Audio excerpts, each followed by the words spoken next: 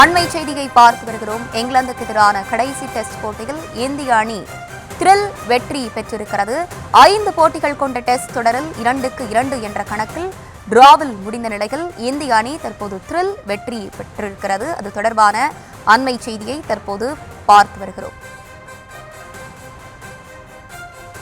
இங்கிலாந்துக்கு எதிரான கடைசி டெஸ்ட் போட்டியில் இந்திய அணி த்ரில் வெற்றி பெற்றிருக்கிறது. அது தொடர்பான அண்மை செய்தியை பார்த்து வருகிறோம். 5 போட்டிகள் கொண்ட டெஸ்ட் தொடரில் 2-2 என்ற கணக்கில் டிராவில் முடிந்த நிலையில் தற்போது இந்திய அணி த்ரில் வெற்றி பெற்றிருக்கிறது. இங்கிலாந்துக்கு எதிரான கடைசி டெஸ்ட் போட்டியில் இந்திய அணி த்ரில் வெற்றி பெற்றிருக்கிறது. அது தொடர்பான அண்மை செய்தியை பார்த்து வருகிறோம்.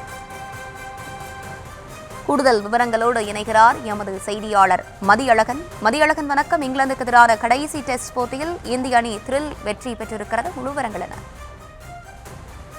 இங்கிலாந்து அணிக்கு எதிரான 5வது டெஸ்ட் போட்டியில் இந்திய அணி 6 ரன்கள் வித்தியாசத்தில் வெற்றி பெற்றிருக்கிறது. இதன் மூலம் 5 போட்டிகள் கொண்ட டெஸ்ட் தொடரில் 2-2 என்ற கணக்கில் சமன் செய்யப்பட்டு இருக்கிறது.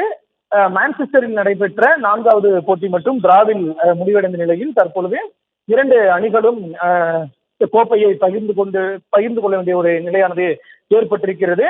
இந்த போட்டியை பொறுத்த வரைக்கும் கடைசி நாள் இன்றைய ஆட்டத்தின் பொழுது போட்டி தொடங்கிய கிட்டத்தட்ட 1 மணி நேரத்திற்கு உள்ளாகவே இந்திய அணி 4 விக்கெட்டுகளையும் வீழ்த்தி தற்பொழுது வெற்றியை பதிவு செய்திருக்கிறது. இந்த போட்டியை பொறுத்தவரை முதலாவது இன்னிங்ஸில் இந்திய அணி 224 ரன்களுக்கு ஆல் அவுட் ஆனது.